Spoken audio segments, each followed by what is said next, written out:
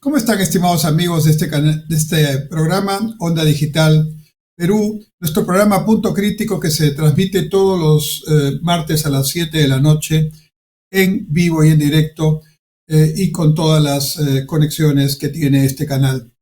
En este programa tratamos de hacer un análisis lo más objetivo que podamos. Nunca se puede hacer un análisis totalmente objetivo. Quien diga eso no está diciendo la verdad, pero sí tratamos de basar nuestras opiniones en base a datos, en base a referencias que sean serias, de manera que ustedes puedan tener una visión un poco más amplia de la que normalmente se da de algunos de los problemas que aquejan a nuestra economía, a nuestra política, al país en general.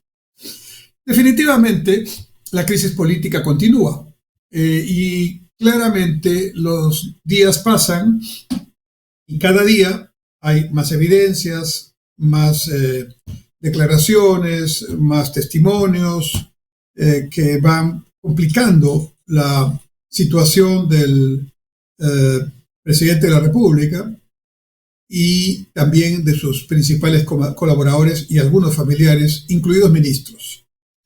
Entonces es un tema inusitado, es un tema que nunca se ha dado antes en la historia republicana, porque evidentemente han habido situaciones de evaluaciones de presidentes y de gobiernos, pero que han sido ex post. Nunca se dio una situación como la que estamos viviendo, en el que el investigado, en este caso es principalmente el presidente de la República, está al mando de instituciones claves que tienen que ver con su investigación y que dependen, estas instituciones, de decisiones que pueda o no pueda tomar el investigado. En este caso, por ejemplo, el presidente de la República es el jefe de Estado y el que maneja, a través del Ministerio de Economía y Finanzas, los recursos del presupuesto público. Y por lo tanto, de ahí depende que hayan recursos en el Ministerio Público suficientes como para que pueda desarrollar su tarea que manda la Constitución. Pero al mismo tiempo también maneja, a través del Ministerio del Interior y del Ministerio de Economía y Finanzas nuevamente, los recursos disponibles para el Ministerio del Interior, y dentro de esos recursos, los recursos para el grupo policial que trabaja apoyando al Ministerio Público, a los fiscales. Y aquí ya ha habido un elemento de clara obstrucción. El ministro del Interior ya confirmó que se le ha reducido el presupuesto al equipo de policial que trabaja acompañando a los fiscales.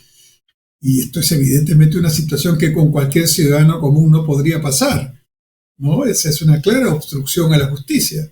Los ciudadanos comunes no solo no debemos obstruir la justicia, sino que si tenemos algún manejo de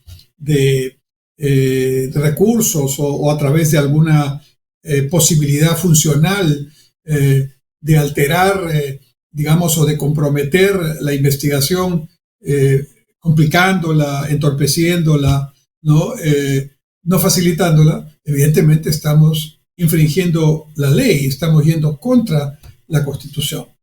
Y el presidente de la República debe ser el primer funcionario que debe respetar la Constitución. Y aquí está claramente un solo dato que explica por qué es una situación tan particular y tan especial que requiere una solución especial y particular. No se puede aplicar los conceptos que están, explícitos y con los cuales se trata cualquier tema. Este no es cualquier tema.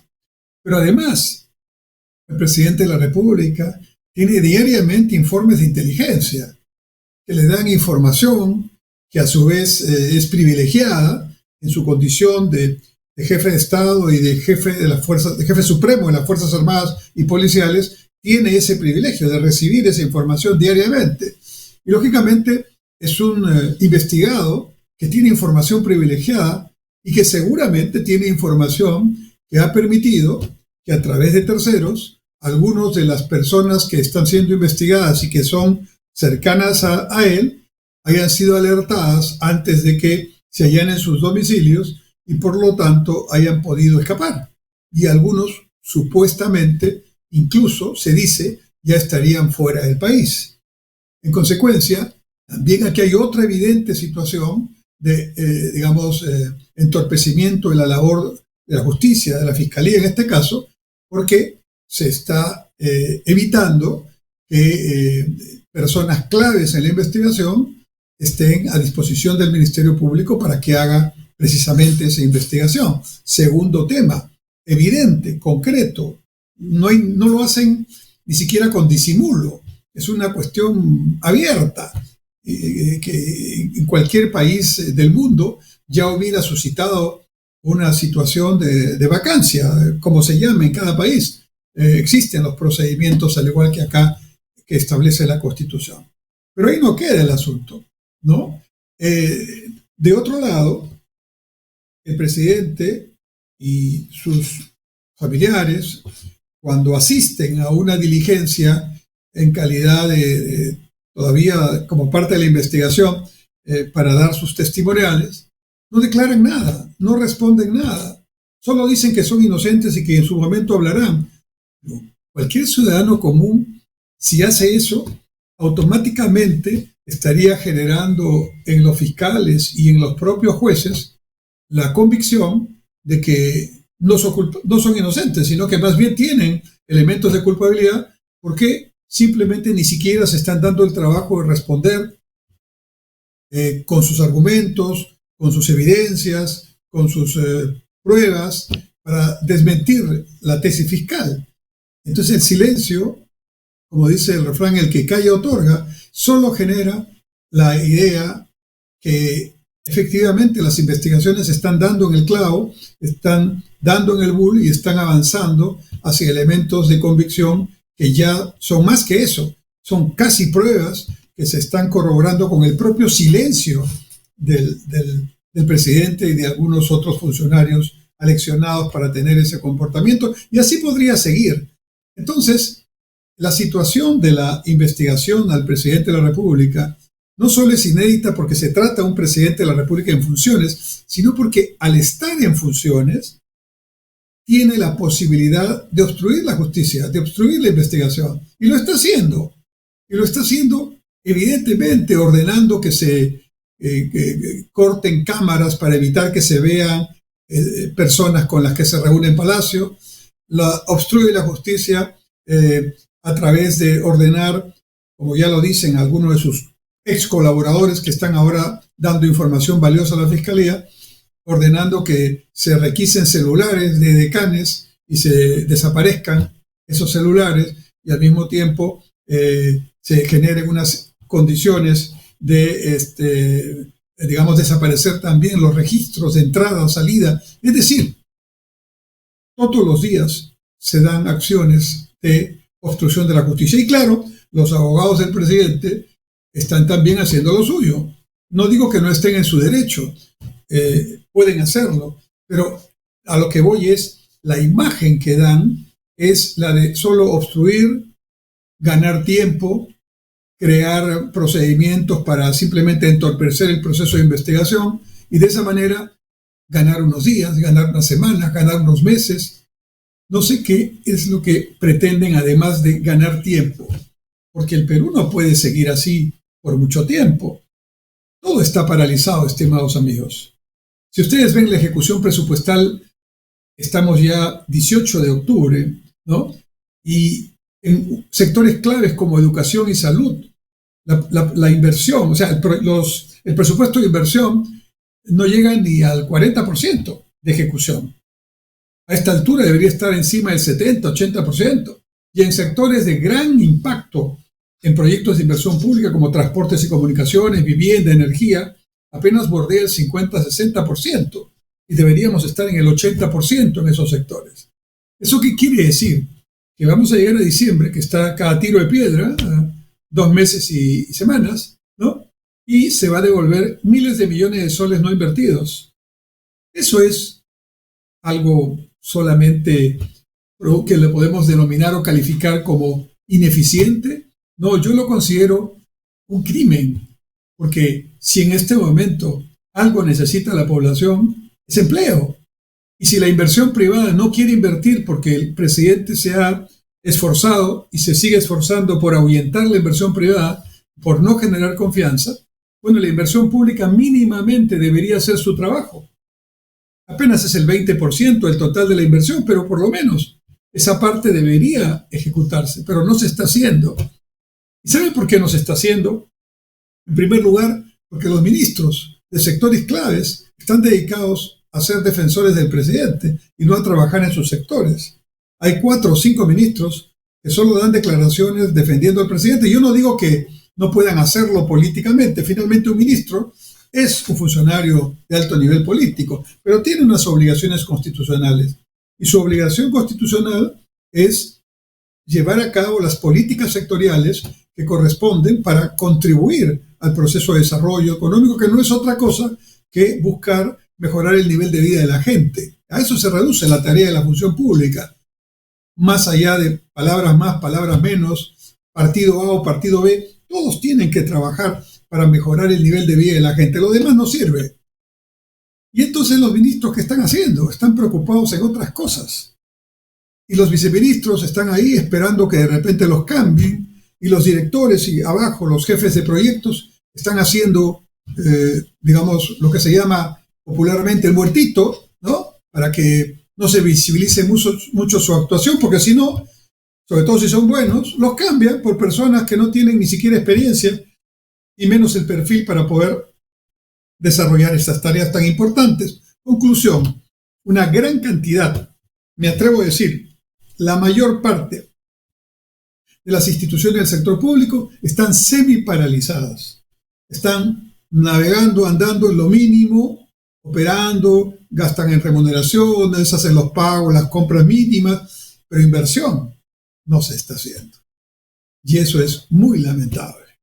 Entonces, en una situación de desazón, de crisis política, de falta de confianza, donde el presidente de la República está investigado por hechos muy graves, que él debería ser el primero que todos los días debería estar diciendo, miren, voy a demostrarles que esto no es cierto, no se produjo tal reunión, no se apagaron las cámaras, venga el fiscal, mire, esto no es cierto. Pero no dice eso, dice, no me van a probar nada.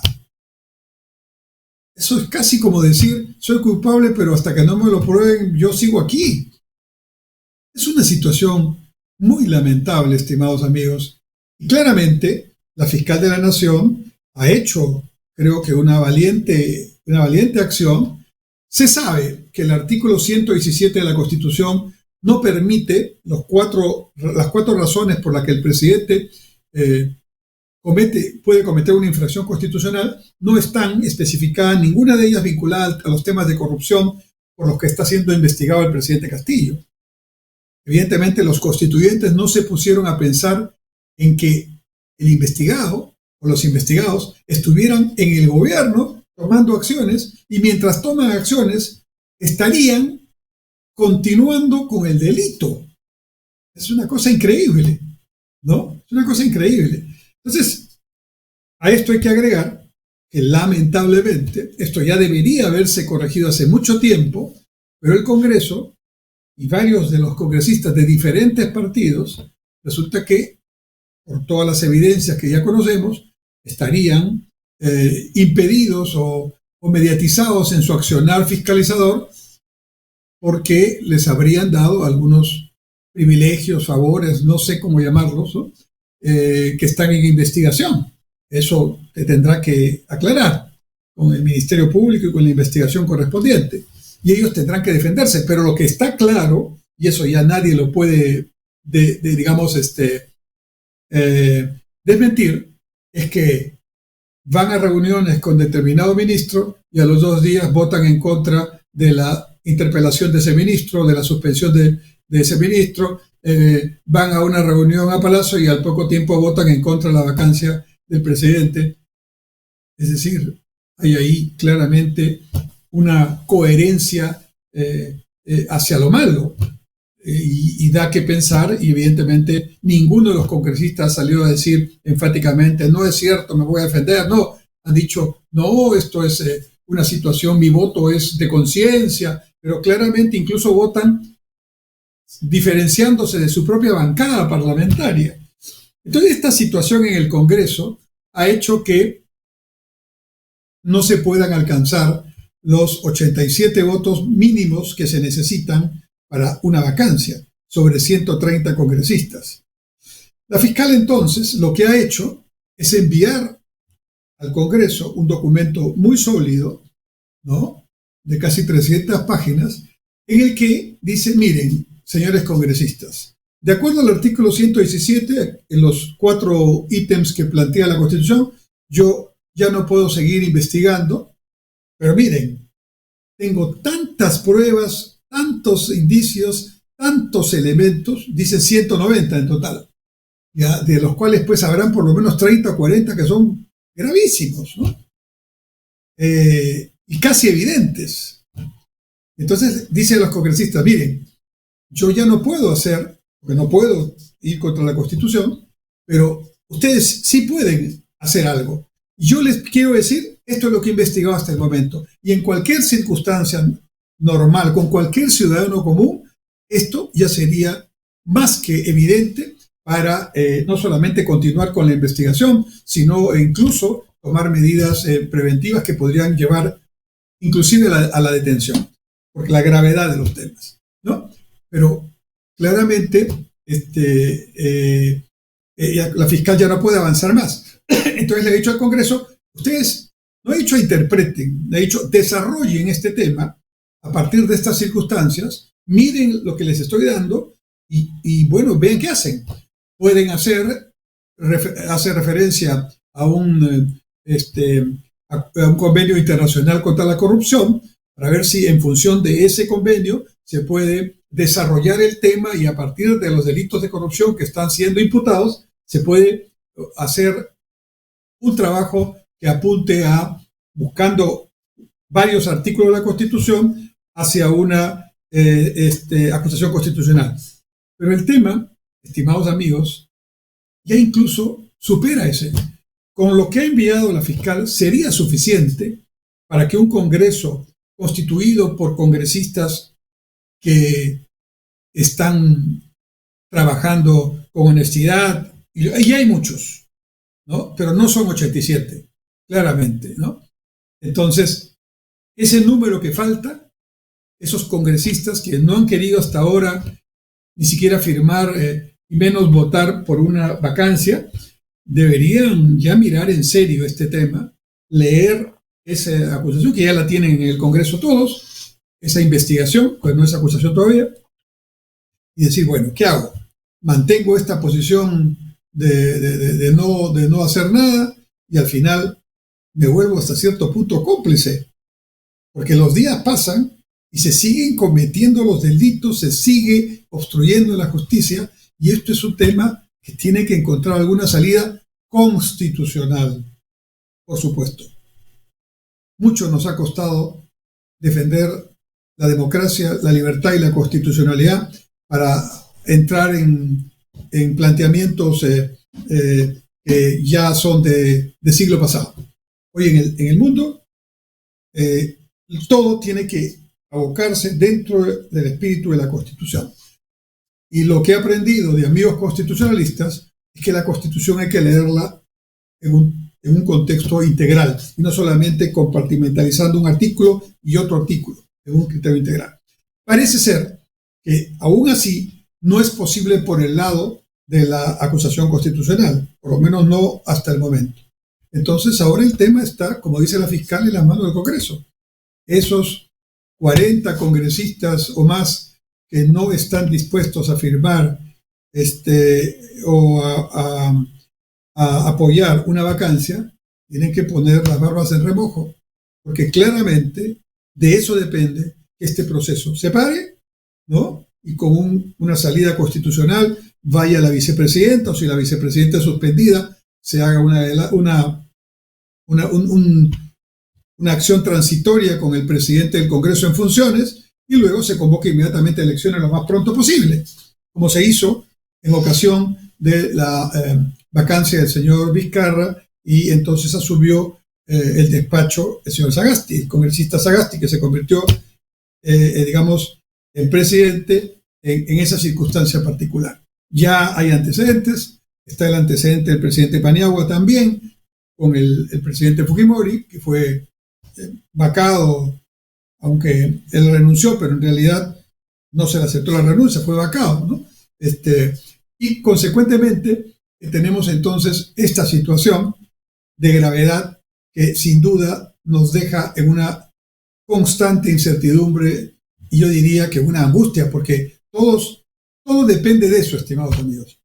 Todos necesitamos mejorar nuestros ingresos, recuperar nuestros empleos, mejorar nuestra salud, mejorar nuestra educación. Pero ¿qué se puede hacer en este momento si el gobierno y todas las principales cabezas del gobierno están pensando cómo me mantengo al día siguiente, cómo me mantengo esta semana, cómo hago tal cual, digamos, triquiñuela legal para poder seguir ganando tiempo? Pero el descrédito ya existe.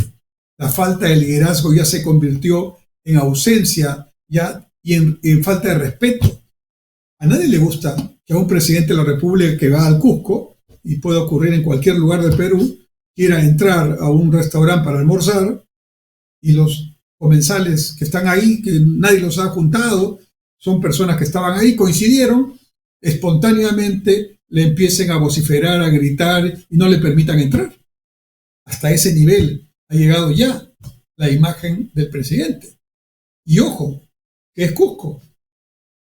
En Cusco, en Arequipa, en Moquegua, en Tacna tuvo votaciones multitudinarias el señor Castillo. Y ahí es donde lo están rechazando, porque claramente ofreció muchas cosas que no solamente no ha cumplido, sino que no va a poder cumplir, porque era pura demagogia y sigue haciendo pura demagogia, sigue ofreciendo, no importa si no se puede hacer, con una gran irresponsabilidad. Yo espero, estimados amigos, que este tema encuentre alguna solución y que los congresistas se pongan la mano al pecho y realmente dejen sus intereses personales y piensen en el Perú y en los peruanos. Si no, pasarán a la historia como realmente los copartícipes de esta desgracia. Castillo y las personas allegadas a él son los que están exacerbando esta crisis. Pero si los congresistas no actúan, pasarán a formar parte también en la historia de este proceso como causantes de una agonía que bien puede pararse. Vamos a detenernos un momento aquí y volvemos en la segunda parte para hablar de qué hacer cuando el presidente Castillo, tarde o temprano, tenga que dejar el puesto, ¿no? Y espero que sea más temprano que tarde, constitucionalmente, y ojalá con el apoyo de congresistas y de la mayor parte de la población. Venimos en un momento, estimados amigos.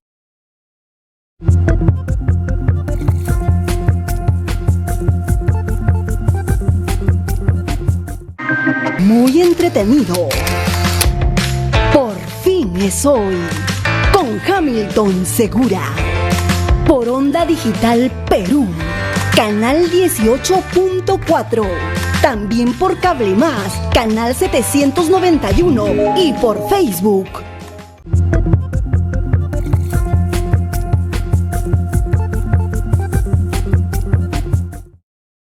Volvemos, estimados amigos, su programa Punto Crítico. Hemos hablado en la primera parte de lo que es inevitable hablar, de la necesidad de encontrar una fórmula constitucional y básicamente este tema en este momento está en el Congreso de la República y es responsabilidad de los 130 congresistas encontrar una salida para que se adelanten las elecciones y cambie el gobierno, porque esto no puede seguir.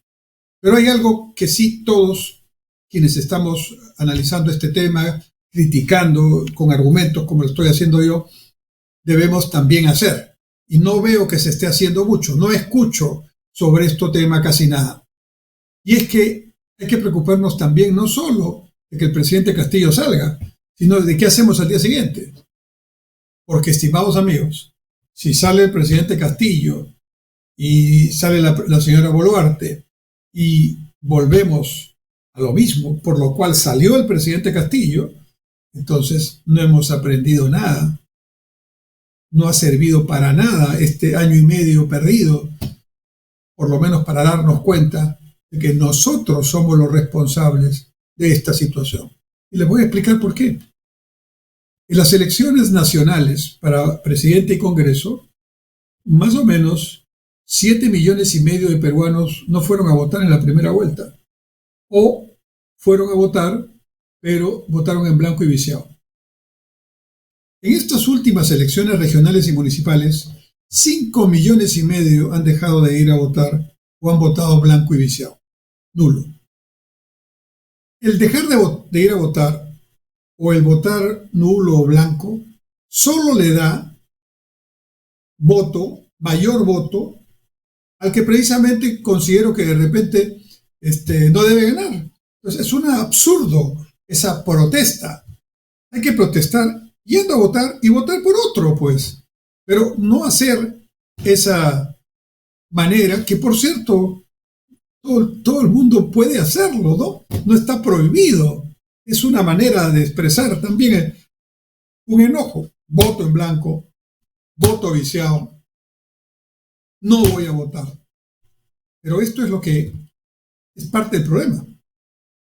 Y entonces, en la primera vuelta, los que ganaron no fueron ni el señor Castillo ni la señora Keiko. Los que ganaron fueron los votos viciados, nulos y blancos. Y eso es gravísimo. Y entonces, con un porcentaje de la población total hábil para votar, del 11%, 12%, por ahí ha estado. Y la segunda, que fue la otra candidata, también por ahí. O sea, con menos del 20%, esos dos candidatos pasaron a la segunda vuelta. ¿Por qué? Porque el 80% y algo más se había dividido entre 6 o 7 candidatos. ¿No hemos aprendido la lección todavía, estimados amigos?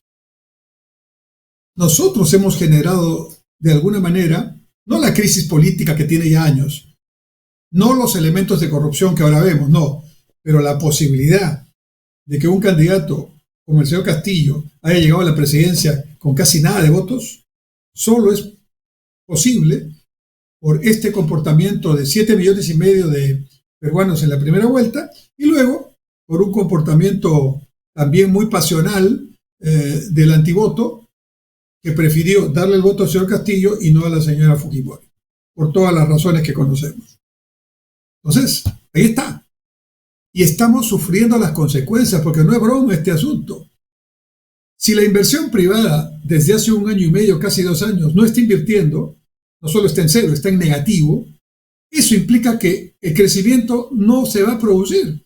Y acaba de salir la cifra del Instituto Nacional de Estadística del crecimiento en los últimos meses. 1 punto y pico. Estimados amigos, 1 punto y algo. Ni siquiera 2. Lo mínimo que estábamos creciendo en los últimos 5 o 6 años era 3.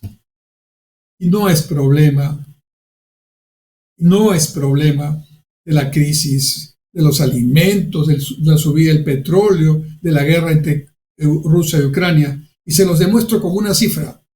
En el año 2008, 2009, 2010, también hubo crisis internacional muy fuerte. Y el Perú creció en el 2009 apenas cerca del 1%. Ahí nos golpeó duro. Pero el siguiente año, ¿saben cuánto crecimos? 9%. Eso es empleo. Esos son ingresos para la gente. ¿Saben cómo estaba el sector construcción el año 2009? A full trabajo. No había un obrero de construcción desocupado. Yo lo sé porque estaba ahí cuando era ministro, los miraba, buscaba a los dirigentes, todos trabajando, 2, 3 turnos. Eso era en plena crisis mundial. Entonces no me van a decir a mí que la economía está así por la crisis internacional. Claro que la crisis internacional nos afecta, pero eso será una afectación del orden del 40%, el 60% del problema lo tenemos nosotros. ¿Y saben por qué? Porque la inversión privada no está actuando. No hay nuevos proyectos. Y eso no es solamente la gran empresa extranjera, como piensan algunos, o la gran empresa nacional. No, el pequeño comerciante, usted que me está escuchando, cualquiera de los que hace inversión pequeña, mediana, grande o micro, si no hay confianza, no invierten. Así de sencillo. Es la naturaleza humana. Necesita que haya confianza para poder actuar. Bueno, ¿y entonces qué hacemos? Al día siguiente, en la eventualidad, que espero que sea pronta, de que termine el presidente Castillo este gobierno tan desastroso, ¿no? Bueno, lo primero es que los partidos políticos, y ahora hablamos de partidos políticos, de los partidos políticos que están registrados en el Jurado Nacional de Elecciones, que son básicamente los que participaron en las últimas elecciones municipales y regionales. ¿Y cómo les fue, estimados amigos? ¿Cómo les fue a los grandes partidos nacionales que están registrados? Porque hay partidos que no están en el registro. El Partido Aprista Peruano, el Partido Popular Cristiano, aún el partido del nacionalista, del expresidente Humala, no están registrados, tienen que volver a registrarse, siguiendo las reglas que están vigentes. Pero los grandes partidos nacionales que todavía existen y que están representados en el Congreso, empezando por Acción Popular, un desastre su elección, un desastre su votación, un caos total, todo lo que ganaron en los últimos años en alcaldías, regiones y Congreso, perdido, y claramente un castigo directo que la población hace al símbolo, lamentablemente, del partido de Belaúnde, de Paniagua, al símbolo por la actuación tan cuestionable de algunos de sus congresistas en la bancada actual del Congreso, precisamente los llamados niños, así bautizados en una de las confesiones o delaciones que se han hecho en la Fiscalía. Entonces, Acción Popular muy debilitado y además orgánicamente en una discusión, en una pugna de los dirigentes que el Jurado Nacional de Elecciones se encarga de promover también. Los órganos electorales, Jurado Nacional de Elecciones, OMPE, RENIEC, son copartícipes de esta crisis, porque están haciendo que los partidos políticos, lejos de fortalecerse, democratizarse, transparentarse y renovarse, sigan siendo unos lugares, la mayoría de ellos, donde solamente se reúnen un grupo de amigos, no sé si amigos o interesados, para que cada 4 o 5 años, cuando hay una campaña, tengan la posibilidad de tentar algún puesto, y ya saben para qué es el puesto, ¿no? Si lo único que hay de por medio es cuánto se cobra, entre comillas, se le llama aporte, ¿no? Pero cuánto se cobra como cupo para ocupar una u otra de las candidaturas. Y, estimados amigos, ¿para qué se invierte tanto dinero para ser regidor, alcalde, gobernador o consejero regional o congresista? Si los sueldos respectivos son relativamente bajos, en 4 o 5 años no van a recuperar nunca esa inversión. Y salvo que les sobre la plata, ahí viene. O sea, la corrupción empieza, estimados amigos, por lo que los requisitos y la manera como está permitiendo los órganos electorales que actúen los partidos políticos, permitiéndoles que sigan la mediocridad, que sigan las malas artes, que sigan la falta de renovación, la falta de democracia, la falta de transparencia, y poniendo más bien una serie de barreras de las más increíbles para que otros movimientos que quieren hacer también política, que quieren renovar la política, puedan entrar. Los requisitos para entrar no deberían ser tan complicados. Los requisitos para mantenerse deberían ser los complicados. Si no hay democracia interna, no se mantiene. Si no renuevan sus liderazgos, no se mantienen. Si no renuevan y actualizan sus propuestas, no se mantienen. Ahí debería estar el tema. Pero no, hacen un embudo, ¿no? Para que solo pasen algunos y al final, ¿qué estimulan? La corrupción. La corrupción, estimados amigos. Entonces, tiene que haber unas reformas sustantivas en los órganos electorales y en la ley electoral para que esto empiece a cambiar. Porque el día de mañana sale el presidente Castillo, sale la señora Boluarte y vienen unas elecciones constitucionalmente, tienen que convocarse, y entonces los partidos, ¿a quién van a presentar? A las mismas caras, que un día son candidatos municipales, otro día son candidatos presidenciales, otros días van al Congreso, pero siempre son los mismos. ¿Dónde está la renovación? ¿Dónde está su trabajo de formación de nuevos líderes? ¿Dónde están esas propuestas? ¿Qué propuestas nuevas han hecho los partidos políticos con respecto a la democracia misma, al fortalecimiento institucional, al trabajo vinculado a la seguridad ciudadana, a la educación, a la salud? ¿Dónde están esas grandes propuestas? ¿Dónde está el interés en trabajar por los ciudadanos de a pie, que son los votantes? Se hartó la población de que solo le pidan un voto y al final ni siquiera se preocupen de saludar cuando ya son autoridades. Y eso se repite y se repite y se repite y no se aprende, estimados amigos.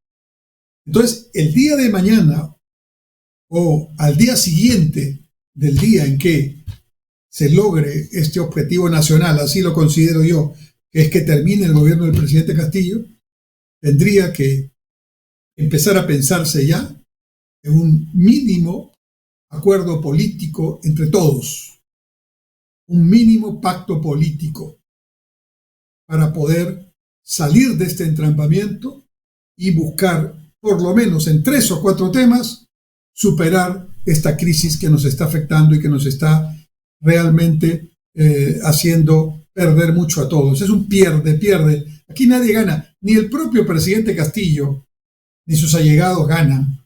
Aquí todos pierden. Es claro que el presidente Castillo y las personas que están involucradas en las investigaciones van a tener serios problemas cuando salgan de gobernar. Y algunos van a tenerlo pronto ya, porque ya saben que no hay inmunidad para parlamentarios. Y ahora viene, la investigación continúa y los parlamentarios pueden incluso perder su curul, pueden perder su espacio parlamentario y pueden subir los accesitarios. Y establece el reglamento y lo establece la ley electoral. Y así va a pasar si siguen las cosas de esta manera. Pero el problema es que mientras pasa, el Perú se sigue perjudicando, los peruanos seguimos sin empleo, sin ingresos, sin seguridad ciudadana. Eso es gravísimo. Pero además de ese pacto político, por ejemplo, un pacto político por realmente dejar de hablar de la lucha contra la corrupción y empezar a actuar contra la corrupción, ¿no? Por ejemplo, una acción concreta que se podría hacer y en un año ya estaría hecha: digitalizar el 100% de la función pública. Ningún trámite se hace ya presencial ni físicamente. Ahí se acaban la mitad de las coimas, estimados amigos. Porque parte del problema consiste, muy bien, yo te saco el expediente que está aquí, lo pongo aquí, pero claro, eso tiene un costo. O yo te priorizo el proyecto tal y eso tiene una contraprestación. Hay miles de formas y hechos que están lamentablemente produciendo una corrupción generalizada. Entonces, buena parte de eso se puede evitar con una acción, una sola, ¿no? Que es digitalizar todo. ¿Se puede? En un año se puede. Todo el sector público. Ya, 18 meses para dar 6 meses más a los que se retrasan. Pero empezando por los ministerios, empezando por las instituciones del gobierno nacional y siguiendo por los municipios y por los gobiernos regionales. No hay pretexto. Las tecnologías están ahí y hay países, muchísimos, que lo están haciendo. Lo está haciendo Colombia, lo está haciendo Argentina, lo está haciendo Chile, y en Europa claramente lo están haciendo España y Estonia, que es el principal referente de esto que se llama gobierno digital o gobierno inteligente. Una acción. Claro, estimados amigos. Pero si se toma esa decisión, ¿qué va a pasar? Todos los grupos de interés que hay dentro del sector público, para que no ocurra eso, van a protestar, van a poner 1000 pretextos. Entonces tiene que haber un gobierno que salga de un pacto político y que tenga el apoyo que ese pacto le dé, la estabilidad que ese pacto le dé, para que las autoridades nuevas, también en el Congreso, permitan que eso mínimamente nadie lo interrumpa. Pero eso lo he dado un punto. Segundo tema que podríamos hacer: bancarizar al 100% las operaciones del sector público. Ninguna operación del sector público se hace con dinero en efectivo. Ahí viene parte del problema también. Y ustedes dirán, ¿y entonces qué vamos a hacer si no tenemos cuenta? Ya el Banco de la Nación está abriendo cuenta a todo el que nace en el Perú. Y además, hay 10 millones de usuarios de Yape. Es uno de los moneros electrónicos, pero hay varios. Y se pueden crear más. La gente, cuando tiene necesidad, sabe, y la pandemia sirvió para que mucha gente empezara a usar moneros electrónicos y otros temas de apps móviles de bancos. De manera que ahí está otro tema. Y se van cerrando las posibilidades para los corruptos o para los que tienen intención de ser corruptos o de hacer actos ilícitos o irregulares. Y al mismo tiempo hacemos que todas las instituciones públicas, por lo menos la del gobierno nacional, los gobiernos regionales, podemos quedarnos en una primera etapa ahí, apliquen el sistema ISO 34000, que es el ISO contra el soborno. Y saben que eso tiene muchos temas, pero solamente para hablar de uno. el ISO 34000, una vez que ya lo adoptas, y sería obligatorio que lo adopten todas las instituciones, tiene que identificar dónde están en esa institución los riesgos mayores de soborno.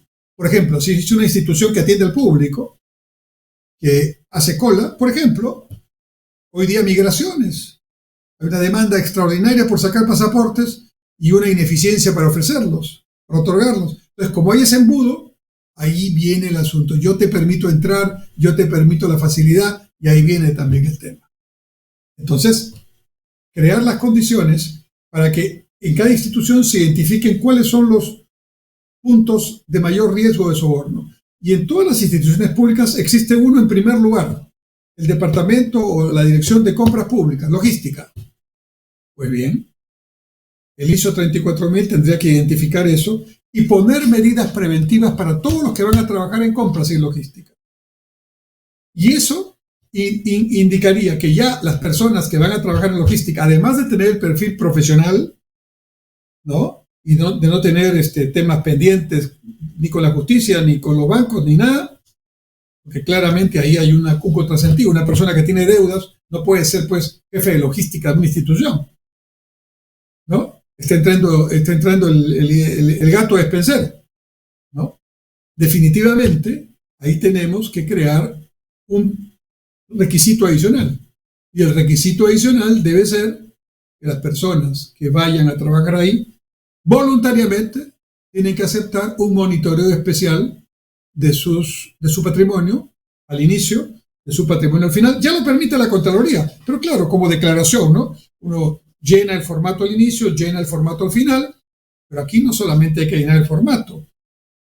Este sistema tendría que permitir que ellos autoricen abrir investigación inopinada en cualquier momento de sus cuentas bancarias, de sus posibles inversiones en la bolsa o en otro tipo de acciones en empresas, de manera tal de ver en ese funcionario o en sus principales personas cercanas si ha habido algún tema sospechoso de incremento patrimonial mientras ha estado en esa tarea.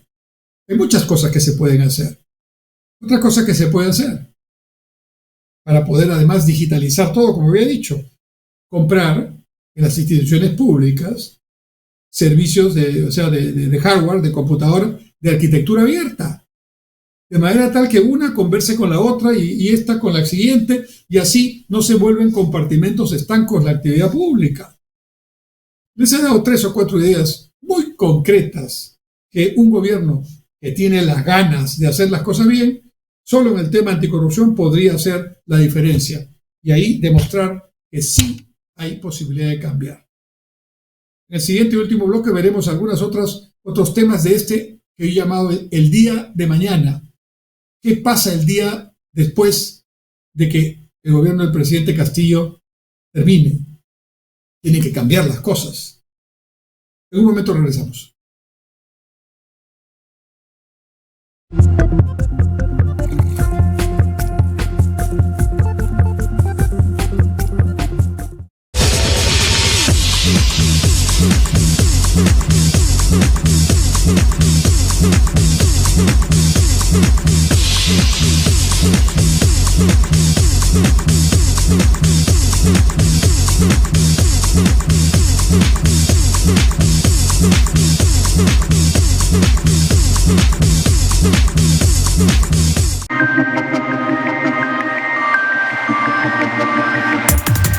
Soy Vania Dongo y conmigo entrevistaremos a expertos en gestión pública de todo el Perú.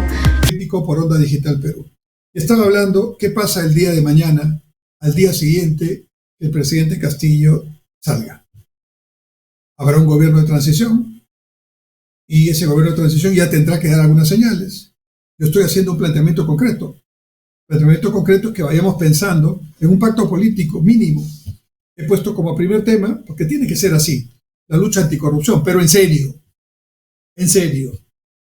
Y en serio es romper tabúes, pisar callos, moleste quien se moleste, eso tiene que seguir. Y punto. ¿No? Mi aporte es, quitemos las condiciones que crean el caldo de cultivo para la corrupción. No hay ninguna corrupción que sea mejor que la otra o menos que la otra. Corrupción es corrupción, aunque se gaste o se evada o se irregularmente se tome un sol o lo que sea. Pero claramente hay mucho discurso y poca acción. Y la gente se da cuenta de eso. Entonces tiene que haber un cambio, tiene que haber un antes y un después. Las sanciones están bien, las investigaciones con el debido proceso están bien, pero no es suficiente.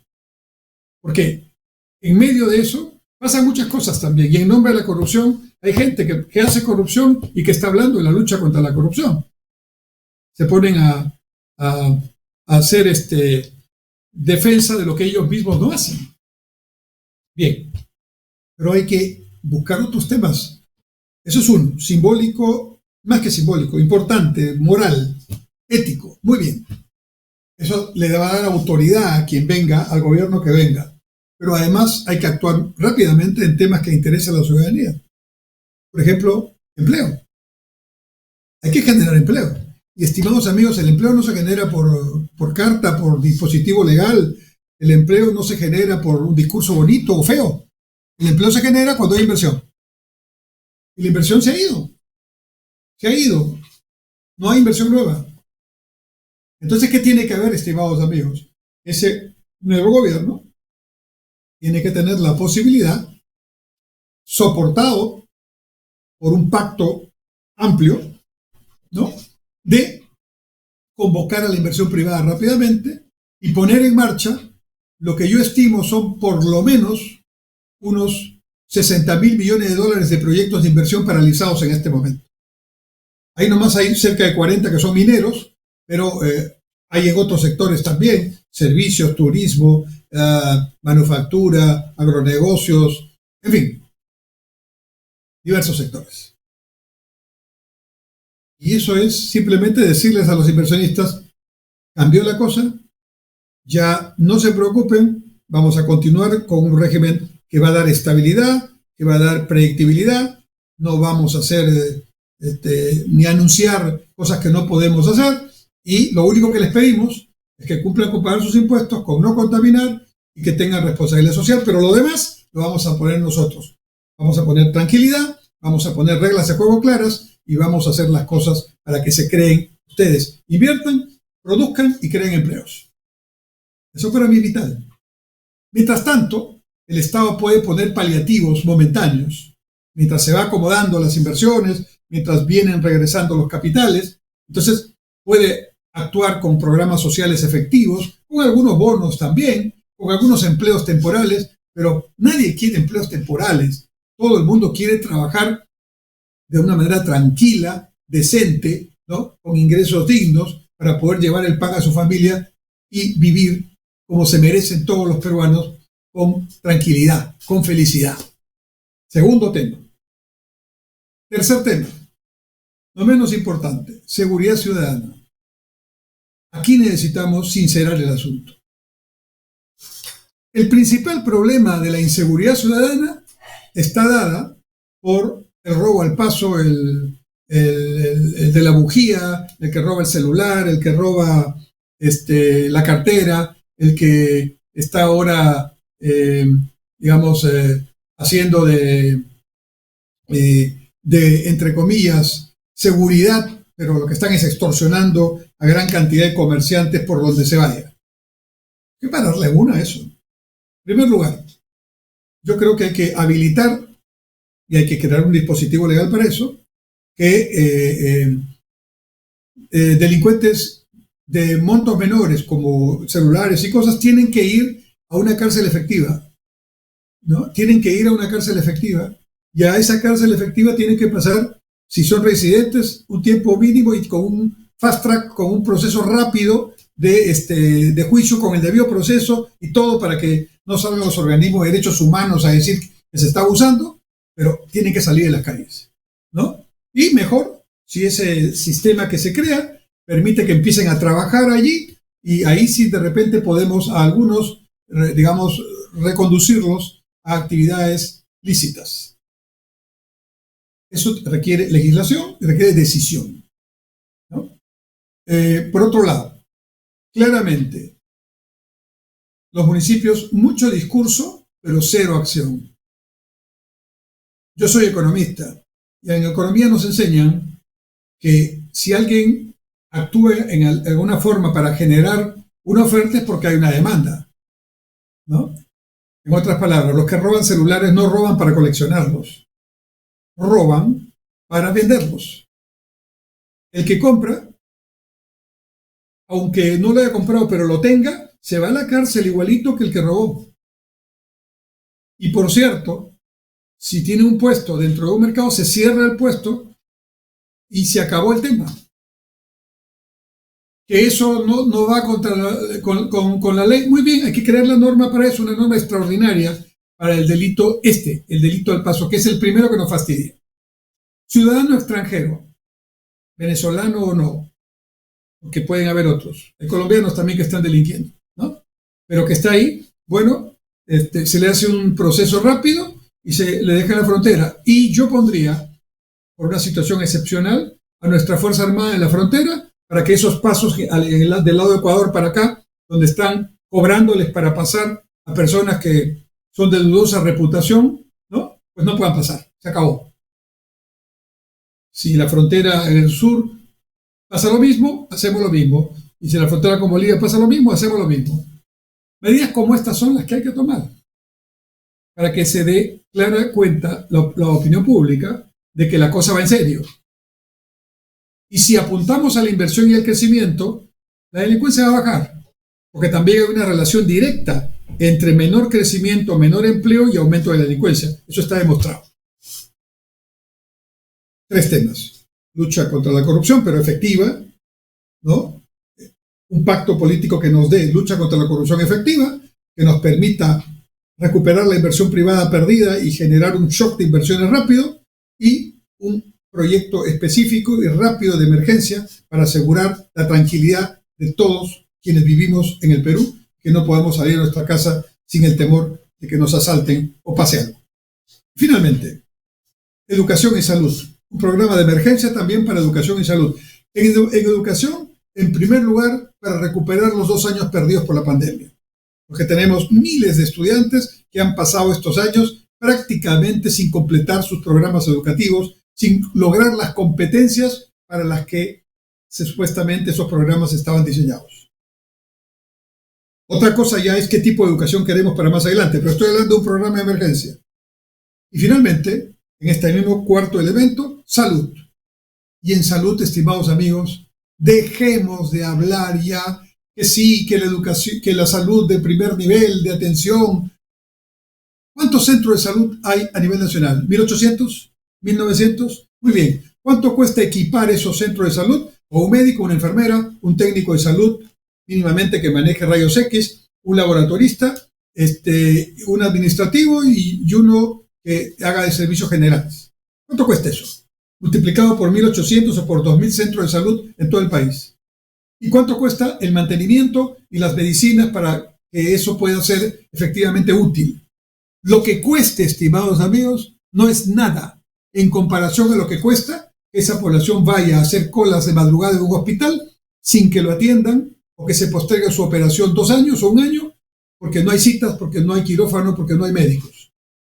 Si prevenimos, ya no hay que curar. Y si hacemos el trabajo en la prevención, el costo es mucho menor, aunque parezca grande, porque no se imagina lo que se gasta, y mal, porque ya la población llega con una enfermedad avanzada y encima ni la atienden.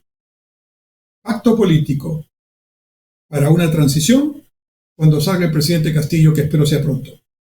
No escucho a nadie hablar de estos temas, pero en esta tribuna seguiremos hablando porque hay que pensar en el día de mañana, porque si vamos a hacer lo mismo que hemos hecho en las últimas elecciones, si sale Castillo y sigue lo mismo, no hemos aprendido y no hemos solucionado nada.